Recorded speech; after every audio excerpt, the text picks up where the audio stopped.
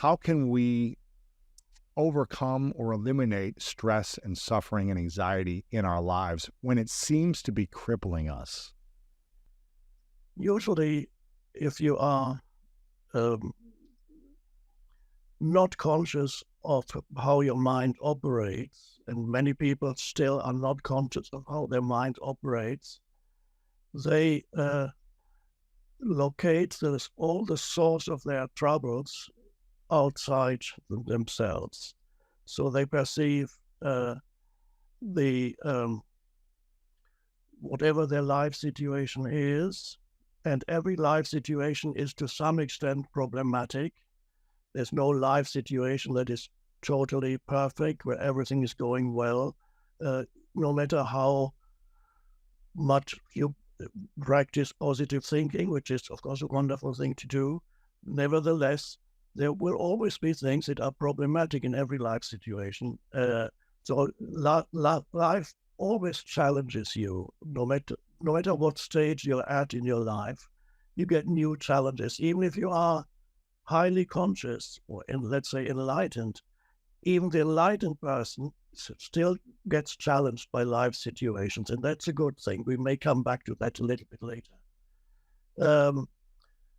The beginning of an awakening for people out of their suffering is the realization that most of the psychological suffering, because this is what we're talking about. We're not talking about Yes. toothache or Yes. anything like that. So we're No. talking about psychological suffering. The psychological suffering arises from stories that you tell yourself in your mind about situations, about your life or your life situation. As a practical exercise or to introduce this teaching to people, I sometimes recommend this. Next time you find yourself in a situation that in which suffering arises, and suffering, of course, is a generic term. It can come in many forms. On one end of the spectrum, suffering is just feeling irritated or upset about something. It might be a minor thing, but you feel irritated. On the other end of the spectrum, there's deep despair, deep depression and sadness, or extreme forms of anxiety, panic, and all that. So we have the two, and in between there's a wide range of different forms of suffering that arise, and very often they are not recognized as suffering by people. If you are not conscious of how your mind operates, you don't even know that you are suffering. You don't even know that there is another way, that there would be another way in which you could experience this particular situation. So I recommend next time you find you become upset about something or irritated, which is a form of minor form of suffering, experiment. I say, let's take an imaginary situation that these things happen quite often to people. You're in a lineup. Let's say it's at the airport. Airport is a source where often people experience psychological suffering because things don't go the way they expect them to go. Yes. Especially these days. Right. So you're in a lineup. It's not moving. You're getting more and more irritated and upset. Or it could be anywhere. You're waiting, but it's not happening. You're waiting there, or in a traffic jam, where on the telephone nobody's answering. Just you get automated message that says your call is important to us, and the approximate waiting time is 45 minutes or whatever. Right. Say, and you feel more and more you get angry and irritated. Now, I recommend the following practice, because you're standing there or waiting there. You might as well practice. Ask yourself, how would I experience this situation if I did not add any interpretation or any thought to it? How would I experience this moment if I didn't add any thought to it, if I did not interpret it in any way, if I just allowed this to be as it is without burdening it with this baggage of thought? So, okay, let's say you're standing in this lineup and you're very irritated. So how would I experience this if I did not, in other words, if I did not, in my mind, say this is bad, and all the other thoughts that come after that? because when you say this is bad, then the next thought comes, my life is bad, and you get a whole string of associated thoughts that are negative. How would I experience this moment without adding any thought to it? Okay, so there you stand, and this would bring your attention into the present moment.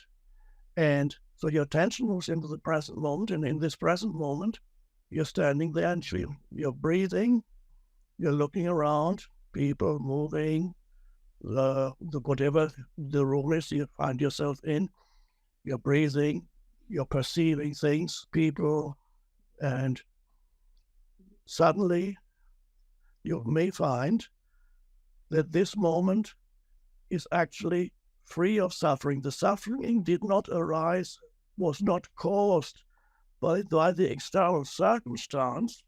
It was caused by the narrative in your mind about this circumstance.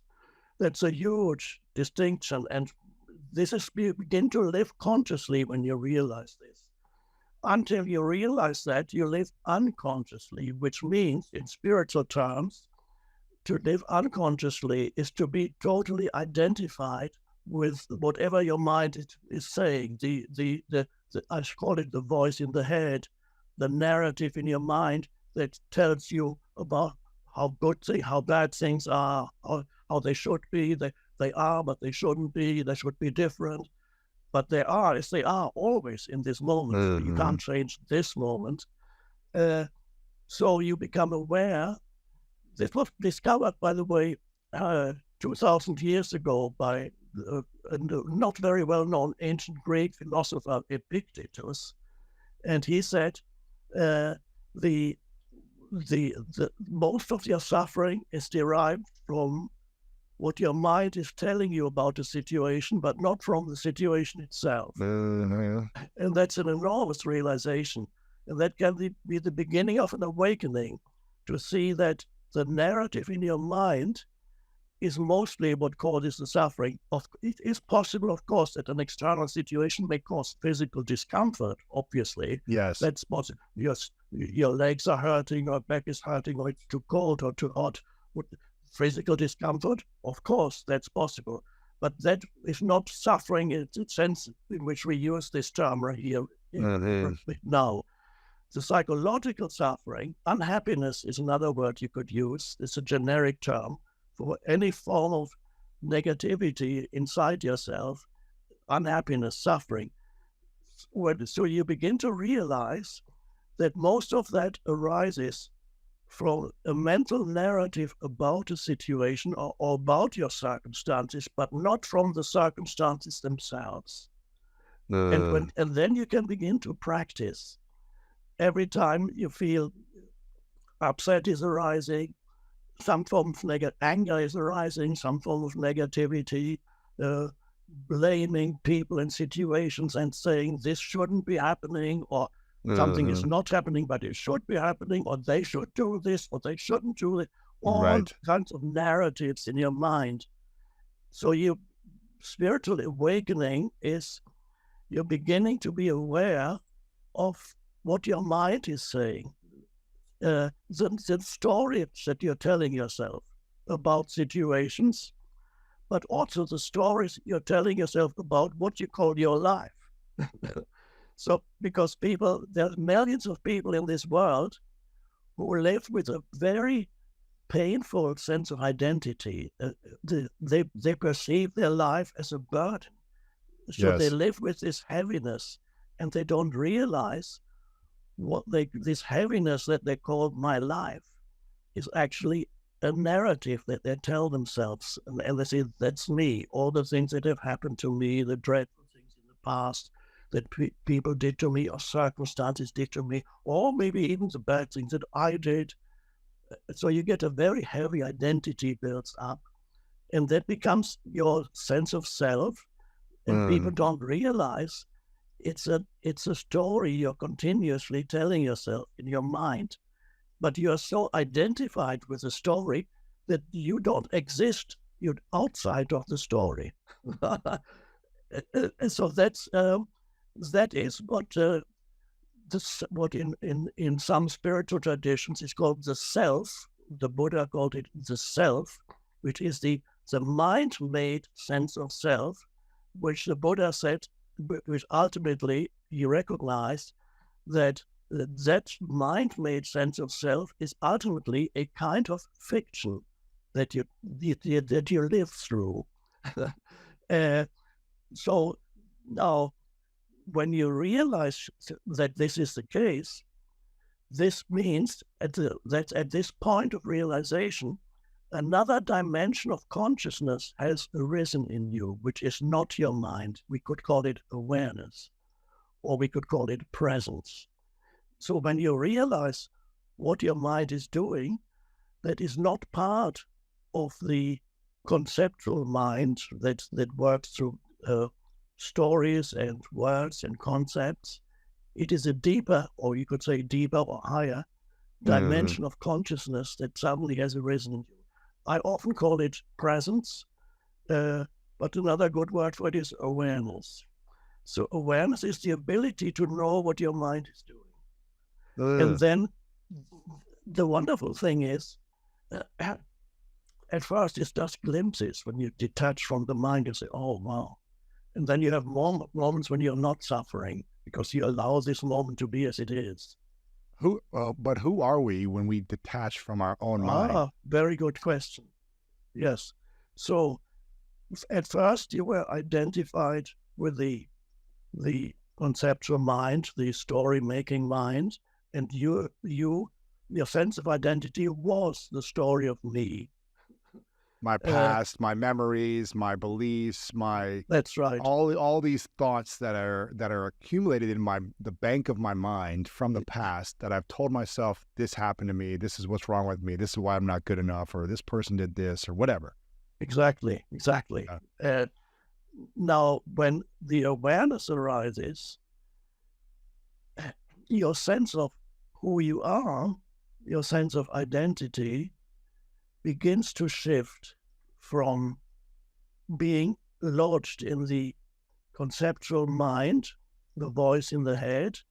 It goes to a deeper place, and you realize who you are in your essence is actually the awareness itself. And that is an amazing realization. In other words, this is a dimension of consciousness that is, I call it, beyond thought. Thinking is a wonderful thing. Thinking is a very powerful tool for creating. However, if thinking is all we have and we look for our identity in the mind, then that is very limiting. If thinking is used as a tool, it's very powerful and empowering and can be very creative.